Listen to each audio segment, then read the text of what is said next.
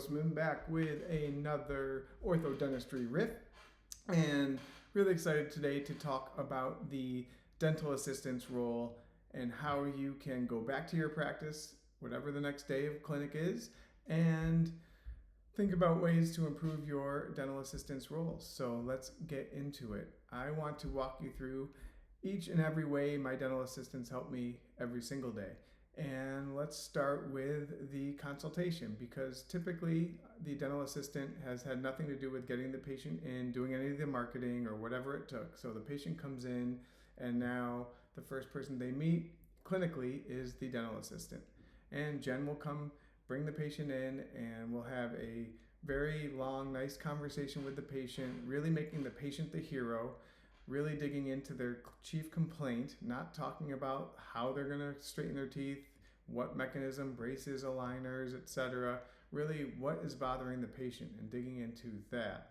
And then when they start asking about solutions, we start talking about simply clear aligners or bracket wire, whatever the proper treatment modality may be. For today's purposes, let's assume they want aligners. And so the assistant will then talk to them about scanning for a smile simulation. And so then they will scan the patient. They might take a few photos so they can put them up on the monitor. And they've done all of this conversation, say, in about 20 minutes or so. And that would be when they come and get me. And I come in and do my thing, which we will get into on another riff. But they've done at least 80% of the actual work on this consultation. And then as the doctor, you have to come in and make some links with the patient and work on doing your diagnosis, case selection, etc. Now let's talk about the insertion of aligners and putting attachments on.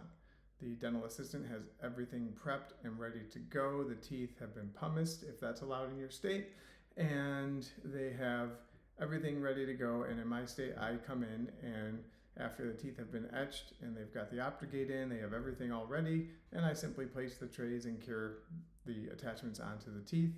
And I explain to the patient that they've got to wear them 24/7 except for when eating, yada yada. And then my dental assistant goes back and does a much deeper dive into educating the patient on where and what to do if this or that happens. And so they are a huge part of the attachments on visit. And then the next visit the assistant might see the patient would be the monitoring visit. I do like to see each patient at a monitoring visit. But if I am wrist deep into an endo on a number 2 of a patient who is gagging, coughing, etc., and the aligners are tracking really well, and the assistant comes and asks me, and I ask them if they're doing a good job, then we can just set the patient free, and I might not even need to see that patient on that day. Of course, if I need to get up, I'll find a breaking point, get up, figure out what the issue is, and make a plan, and then move back on with that glorious endo I was working on. And then we get to the finish phase. We are on the last aligner.